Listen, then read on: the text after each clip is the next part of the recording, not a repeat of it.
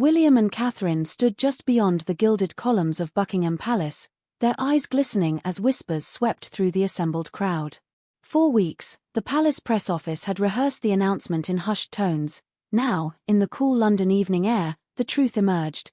King Charles III had personally vested his son and daughter-in-law with one of the most significant powers in the modern monarchy. Not only would William and Catherine preside over the royal warrant system, granting those coveted seals of approval to Britain's finest businesses, but they had also been entrusted with shaping the very identity of the future crown. It was a moment that left Harry reeling and underscored a seismic shift in royal authority. The royal warrant, a centuries-old emblem of excellence, carries weight far beyond a mere business endorsement. Once the exclusive purview of the sovereign and, in rarer instances, the Queen Consort, it had become a symbol of royal favor that could boost a company's prestige overnight. Now, by extending this privilege to the Prince and Princess of Wales, King Charles was signaling his intent to distribute real power within his family to foster a new generation of hands-on leadership. It was a gesture of profound trust in William and Catherine, a validation of their tireless work across countless charities, and a clear message that the era of passive royal patronage was drawing to a close. The decision did not come in isolation. It formed part of a broader, deliberate strategy to modernize the monarchy. For decades, the sovereign's role in granting warrants had been a solitary burdensome duty, one of many that weighed heavily on Charles during his later years as prince and now as king.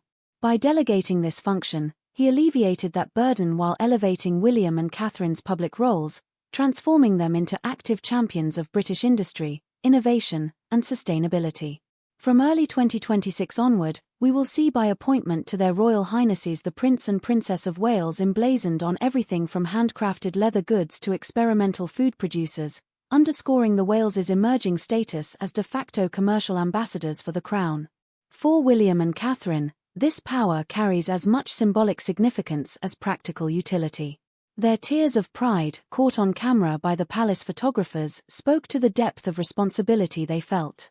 To Catherine, it was a vindication of years spent quietly championing mental health initiatives and early childhood development, a public affirmation that those causes truly mattered at the highest level.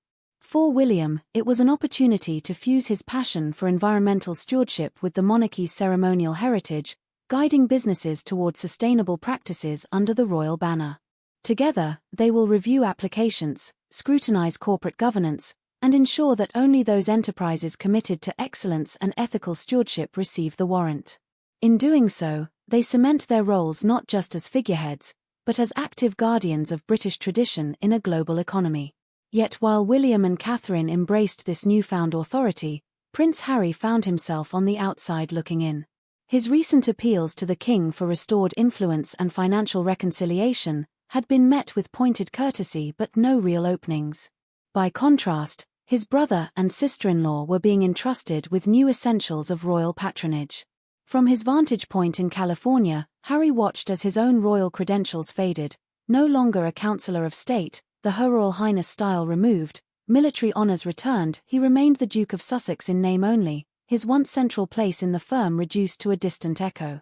The announcement of William and Catherine's warrant-granting powers served as a stark reminder that the monarchy was moving forward without him, that the lines of succession and influence were being redrawn around the Waleses and their children. Behind the scenes, King Charles's reasoning was both pragmatic and strategic.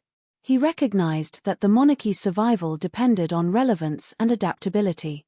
By empowering the Waleses, he ensured that the next generation would be prepared to shoulder real responsibilities from the moment they ascended.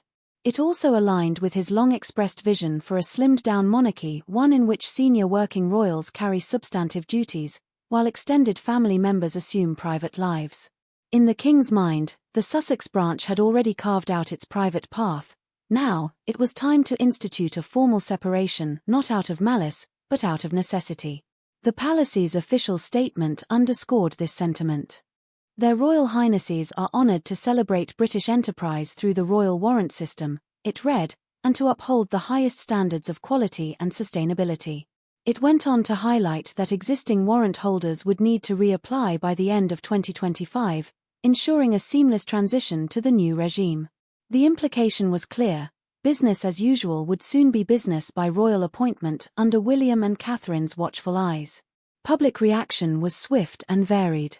Small business owners voiced excitement at the prospect of direct engagement with the Waleses, hoping the royal endorsement might shine a spotlight on their artisanal crafts.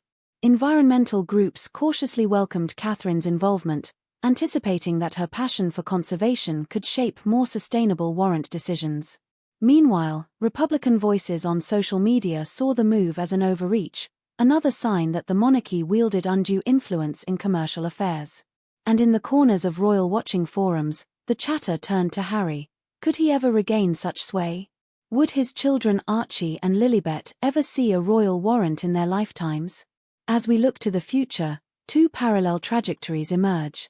On one path, William and Catherine steadily assume greater responsibilities, guiding British industry, reinforcing the monarchy's relevance, and forging a legacy of active service. Their children, Prince George and Princess Charlotte, will grow up with a first-hand understanding of royal duties, not just ceremonial duties, but tangible, economic ones. On the other path, the Sussexes continue their post-royal lives abroad, shaping their own narratives in the public sphere but remaining outside the corridors of power at home. The turning of titles and the redistribution of prerogatives is not merely an internal family matter, it carries implications for the monarchy's relationship with the nation and the Commonwealth. If the system remains respected, if standards remain high and the Waleses steward the warrants with integrity, this could mark a renaissance of royal patronage, from passive symbol to active service. But if the process becomes mired in controversy or perceived favoritism, it risks eroding the monarchy's credibility at a time when public trust is more crucial than ever. For now, William and Catherine stand at the threshold of a new chapter. Their tears in the palace gardens were tears of joy, but also of weighty anticipation. They know that every warrant they grant, every farm they endorse, and every workshop they approve will reflect on their future reign. Their actions in the coming months will shape not only Britain's business landscape, but the public's perception of a modern monarchy, one that blends tradition with tangible impact. Meanwhile, Harry watches from the sidelines, his official titles intact but his realm of influence severely curtailed. His future role as celebrity, philanthropist, or perhaps eventual reconciliatory royal remains an open question. The palace's subtle but unmistakable realignment of authority sends a clear message: the monarchy is evolving, and its center of gravity now lies firmly with the Waleses. What does this mean for the crown as a whole? Will delegating such real powers to William and Catherine strengthen the institution by preparing the next generation for active leadership? Or will it highlight the monarchy's internal fractures, with one branch empowered and another marginalized? We'd love to hear your thoughts. Do you see this as a masterstroke of modernization, ensuring the monarchy's future relevance? Or as a risky power grab that sidelines a once prominent royal? Share your views in the comments below. If you found this exploration insightful, please like and subscribe for more untold royal stories, and hit the notification bell because when the first royal warrants under William and Catherine are announced in early 2026, we'll break down who made the cut and what it reveals about the monarchy's evolving role in modern Britain. Until then, stay curious.